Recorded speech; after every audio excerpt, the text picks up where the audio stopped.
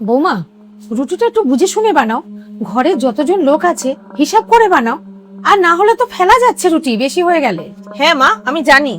আর রান্নাতে একটু নুনটা ঠিক করে দাও। এত নুন হচ্ছে কেন রান্নাতে? ঠিক আছে মা। সবজিতে একটু তেল কম দাও, তেলগুলো উপরে ভাসতে থাকে।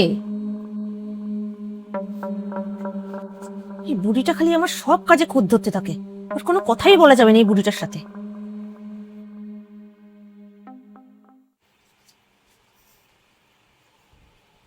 বৌমা, এদিকে আসো তো দেখি। হ্যাঁ মা বলুন। এদিকে আসো, বসো এখানে। হ্যাঁ মা বলুন। দেখো আমি তোমার জন্য কি নিয়ে এসেছি।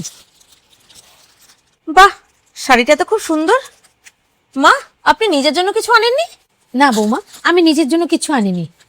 আমার কাছে টাকা লিমিটেড ছিল, তাই ভাবলাম তুমি বাপের বাড়িতে যাবে, তাই তোমার জন্য নিয়ে এসেছি। আমি আর শাড়ি দিয়ে কি করব, আমার কাছে তো অনেক শাড়ি রয়েছে। তুমি এটা পরো, তোমাকে ভালো লাগবে। কি হলো, তুমি চুপ হয়ে গেলে কেন? তোমার কি শাড়িটা পছন্দ হয়নি?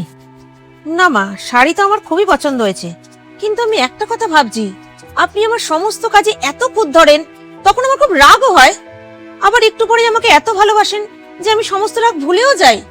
বৌমা, আমি যদি তোমাকে কিছু বলে থাকি সেটা তোমার ভালোর জন্যই বলি। যখন তোমার মা তোমাকে বকাবকি করে তখন কি তোমার খারাপ লাগে? না মা, তাহলে আমি কি তোমার মা নই? আপনি আমার ভালোর জন্যই বলেন যা বলেন। ঠিক আছে মা, আপনি বসুন, আপনার জন্য আমি চা করে নিয়ে আসছি।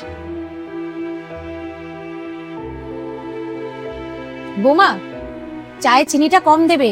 তুমি আবার চায়ে চিনি খুব বেশি দিয়ে দাও। আচ্ছা ঠিক আছে মা।